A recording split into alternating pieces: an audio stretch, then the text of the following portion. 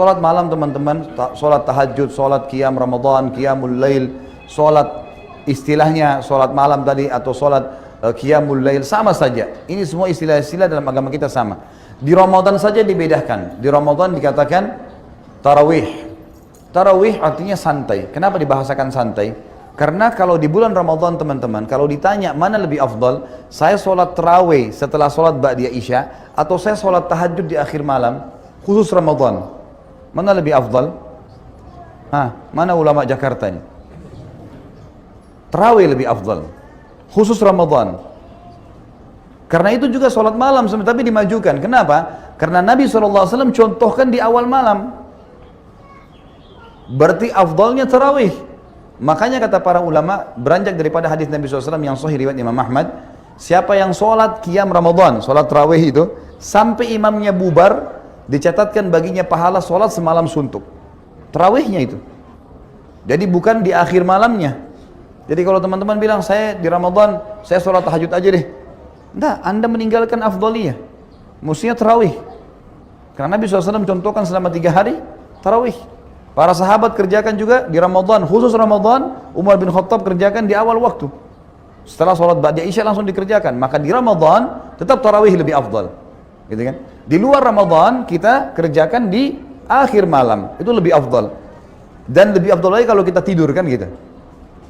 Intinya teman-teman yang kita ingin titik beratkan sekarang, selama Ramadan kemarin, mudah-mudahan teman-teman di sini juga termasuk orang yang menjaga kemarin, sholat tarawih itu kita sudah dibiasakan mengerjakan tarawih. Biasa sholat malam. Kenapa nggak dikerjain sekarang? Apa alasannya teman-teman sekalian? Apa uzur antum depan Allah hari kiamat kalau ditanya, saya kan sudah latih kamu Ramadan kemarin, udah saya biasain dirimu, jiwamu, kenapa kamu gak kerjain? Apa alasan kita teman-teman sekalian? Mungkin banyak orang yang mengatakan, itu kan cuman sunnah. Perhatikan, kalimat itu cuman sunnah buang di lautan nih. Jangan lagi dipakai mulai sekarang.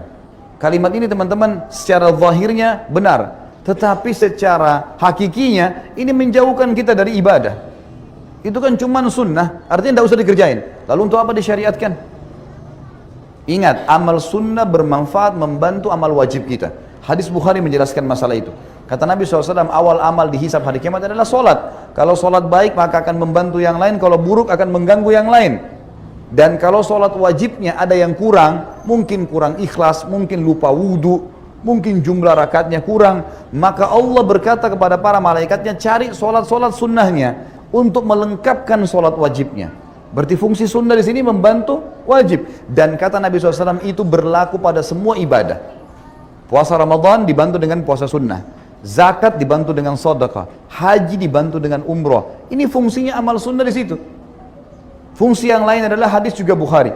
Kata Nabi SAW, Allah berfirman hadis qudsi, seorang hamba terus mendekatkan diri kepadaku dengan amal-amal sunnah sampai aku mencintainya. Pencipta langit dan bumi mencintainya. Kalau aku mencintainya, maka aku akan menjadi penglihatannya digunakan untuk melihat, pendengaran digunakan untuk mendengar, tangan digunakan untuk menjamah, dan kaki yang digunakan untuk melangkah. Artinya Allah akan mengontrol dan mengawasi dia karena amal sunnahnya itu.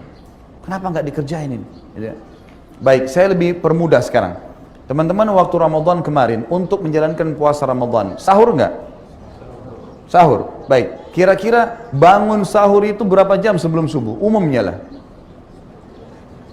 Nggak usah dijawab deh, karena terlalu lama. Jemaah saya kalau saya simpulkan teman-teman yang berapa kali saya tanya di pengajian, umumnya jawabannya yang standar 1 jam sebelum subuh. Baiklah, saya bilang Bapak Ibu sekalian, dan sekarang juga saya tanyakan, saya jelaskan kepada Bapak Ibu di sini, selain pengajian saya yang lainnya, sadar nggak kita?